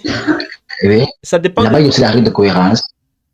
Non, non, non, non, non, non, non, non, non, non, non, non. Les règles sont claires. C'est la règle de cohérence. Les règles sont claires. Les règles, les profils qui vont te parler des règles de cohérence, généralement, c'est parce qu'ils veulent pas payer. Non, ils veulent faire tout et tout pour que tu joues. Voilà, parce J'ai que pris une profil là. parce que Je suis quand sur on une parle des profil règles, là de. Je suis sur. voilà, Oui. parce que quand ils parlent des règles de cohérence, en réalité, c'est pour que tu valides, on te dit par la suite que tu n'as pas été courant pendant tes trades et tout. Tu n'as pas respecté tu n'as pas utilisé la même stratégie de trading du début jusqu'à la fin du challenge et tout. Je n'aime pas ce genre de Non, trucs. Je n'aime pas non, ce genre de trucs. J'ai pris un compte chez Fortrade, ils avaient une promotion chez Fortrade. Donc, les comptes de 3K à $10. J'ai pris un compte là-bas. Actuellement, j'ai à valider tous les conditions, il manque uniquement la règle de cohérence. Je dois être en dessous de 15% max. Mais c'est déjà donc je dois être en dessous. En temps, tous les contrats sont validés. Paiement après 2 semaines, 7 jours de trade gagnant depuis les dents. Tu dois faire 7 jours de trade, tu as gagné au moins 0,5%. Au moins, c'est $1 que tu as gagné chaque jour. J'ai déjà fait ce jour-là. J'ai déjà fait les 2 semaines qui demandent que je dois trader, je dois 2 semaines pour atteindre le paiement. J'ai déjà fait, il y a encore quoi? Et le truc bizarre, j'ai rempli tous les cases là. Il manque uniquement la règle de cohérence là. Tu n'es pas encore débloqué. Là-bas, le retrait minimal là-bas, c'est $100. J'ai atteint le $100. Mais il faut maintenant que je descende en dessous de 15%, au maximum 15%. Ouais. Les gars Non, sont ces fous. gens-là, Mais ils pour atteindre piratent. 15%, donc pour que moi j'atteigne 15%, il faudrait que peut-être de lundi à vendredi, je trade peut-être chaque jour en gagnant peut-être $30, $30, $30, $30.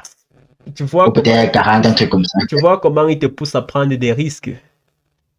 Exactement. Et en temps, je peux tout. Et maintenant, en temps, si je perds, ma règle, tu veux quitter. Actuellement, je crois que je suis à 40 ou 42. Donc si je perds peut-être demain, il va quitter maintenant de 42, il va peut-être monter peut-être même à 70 ou à 100. C'est la magie.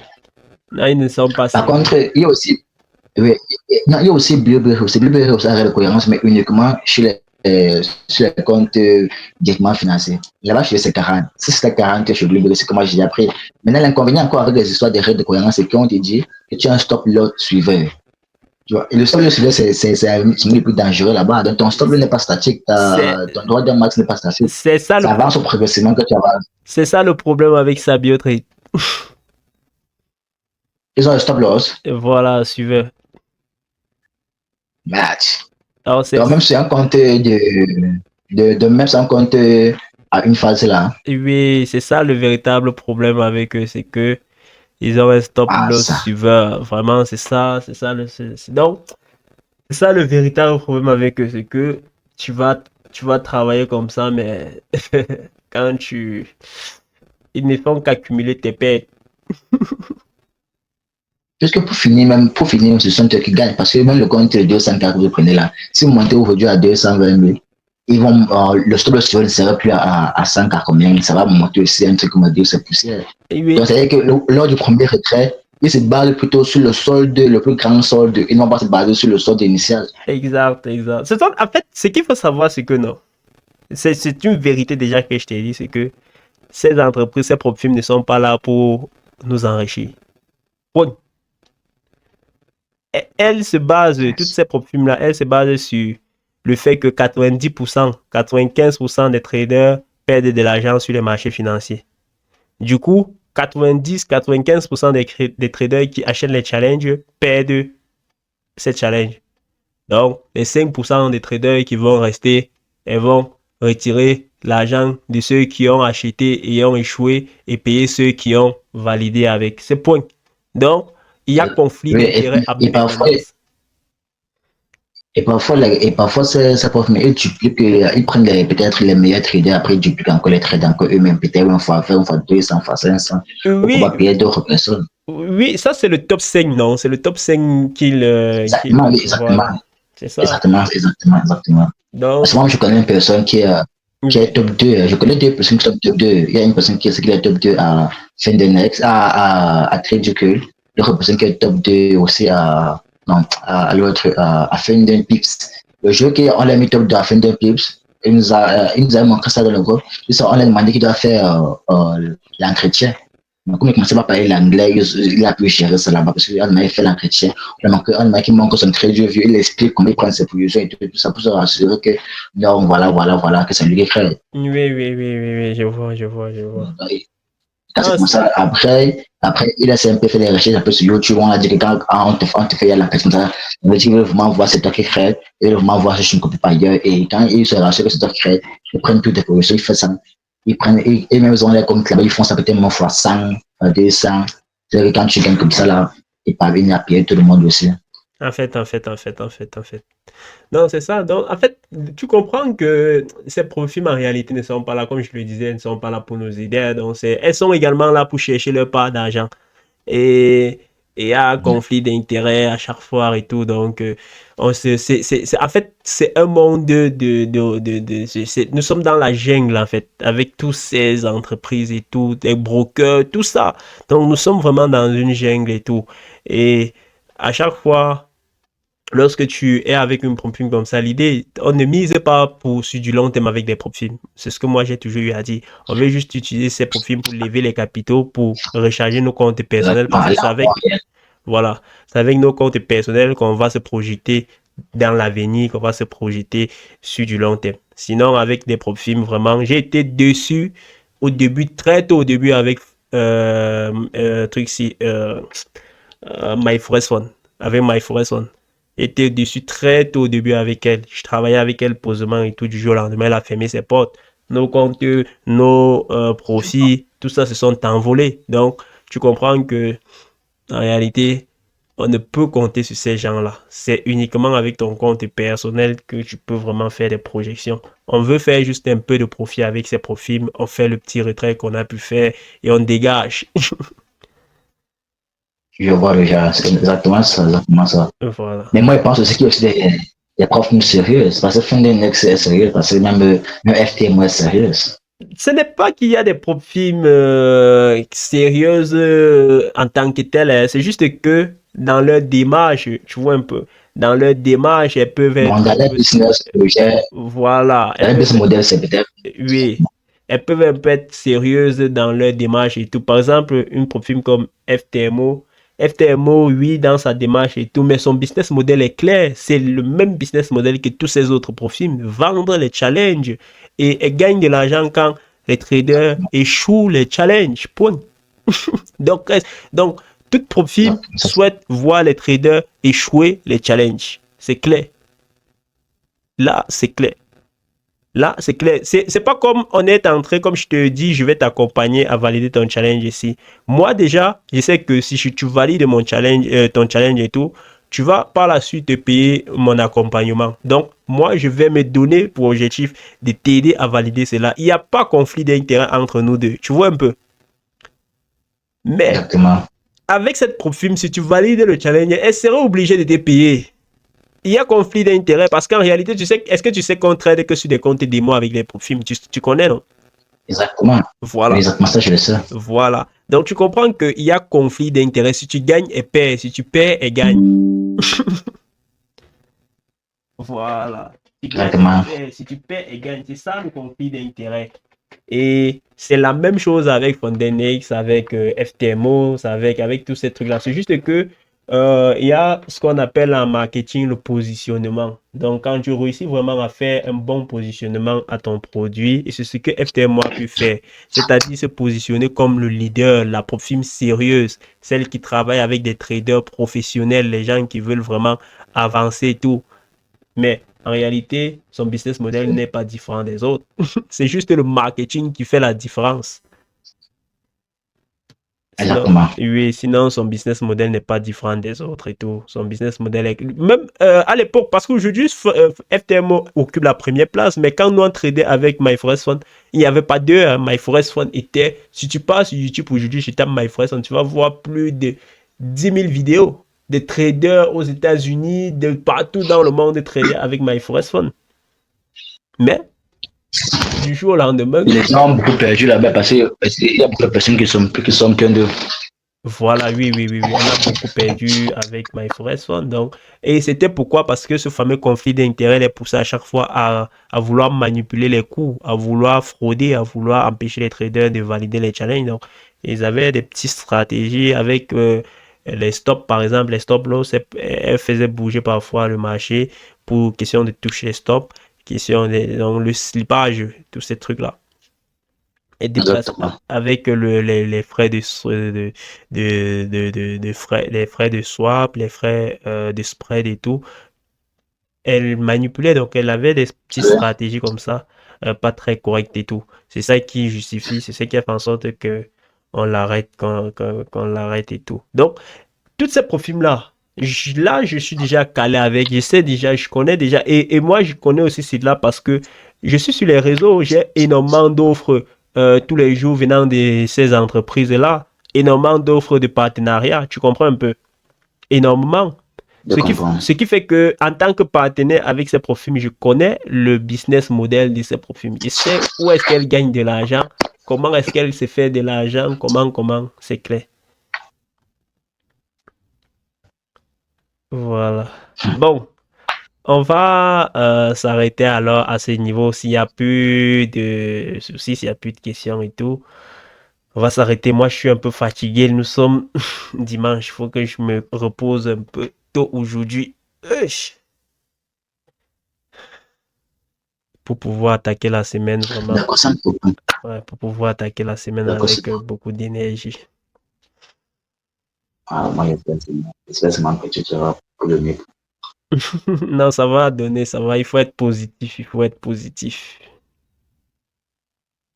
Voilà. Parce que là, Bon. je m'en suis à mon objectif, c'est que si c'est qu'on finissait au moins de valider le compte, on faisait un petit retrait, je paie mon accompagnement et c'est ce que j'ai un peu d'argent, je prends un compte écran. Oui, oui, oui, oui, oui, oui, oui, oui. En tout cas, on va le faire, on va le faire, on va le faire, euh, on va le faire, on va se donner les moyens, en tout cas, on va se donner les moyens et ça va donner, donc D'accord. ne t'inquiète pas, il faut croire, ça va donner. Moi, je suis sûr que non, en fait, en tout cas, on a fait nos devoirs, on a préparé la semaine. Pourquoi est-ce que la semaine la semaine va nous dépasser? Pourquoi est-ce que les marchés vont nous dépasser en semaine? On a fait nos devoirs. Le problème, c'est que beaucoup de traders ne le font pas. Ils ne font pas ce qu'on a fait aujourd'hui. Ils ne le font pas. Ils se lèvent le matin, Oui, lundi, ils veulent prendre position. Sur base de quoi? Sur base de quoi? c'est ça aussi, c'est ça le. Sur base de quoi? On a fait notre devoir. Donc, demain, lundi, on va pas être surpris de voir le marché monter, de voir le marché baisser. On sait, on connaît les niveaux C'est qu'on va ça, de toute devoir façon, on saurait. utiliser. Voilà. C'est ça, c'est ça. Et c'est ça le secret en tout cas, c'est ça. Ce n'est que le travail. Ce n'est que le travail. Ce n'est que le travail. Il n'y a pas de stratégie miracle. Ce n'est que la répétition. La répétition. Être sur les marchés, constant sur les marchés à Mhm. chaque fois. Vous avez vu depuis, un moment depuis 2023 avec les données. Donc, ce qui fait que aujourd'hui, on est pratiquement déjà en 2026. C'est comme ça qu'on continue d'accumuler les données, accumuler. Ce qui est sûr, d'ici 2000, à 2030, si Dieu fait grâce et tout, mais ça va être comme ça des données sur combien d'années? C'est énorme. Et ce sont ces données-là Mhm. qui font la différence sur les marchés. Ce sont ces données-là qui font la différence sur Oui. les marchés. Donc, voilà. Voilà, donc je vais te souhaiter en tout cas une bonne soirée. Donc, je passe une bonne soirée et on se dit à demain. Nous sommes arrivés tout simplement à la fin de cette vidéo, les amis. J'espère que vous aurez appris dans cette vidéo comment est-ce que des traders professionnels préparent leur semaine de trading. L'analyse fondamentale, l'analyse technique et des stratégies de trading. Si c'est le cas, n'hésitez pas de nous laisser un pouce bleu. Si vous n'êtes pas encore abonné à notre chaîne, appuyez sur le bouton abonner, les amis. En description de cette vidéo, vous avez le lien de SabioTrade, qui est cette propre firme qui vous donne la possibilité de lever jusqu'à 2 millions de dollars en termes de capital en un challenge, en une seule étape. C'est juste magnifique, les amis. Le manque de capital ne sera plus jamais une excuse pour vous qui souhaitez faire du trading, votre activité principale. Vous avez également mon numéro WhatsApp en description de cette vidéo pour ceux qui souhaitent tout simplement prendre soit une consultation ou un accompagnement chez moi pour faire passer leur trading à un niveau supérieur. D'ici là, les amis, je vous souhaite tout simplement une très bonne semaine de trading. À très bientôt, les gars.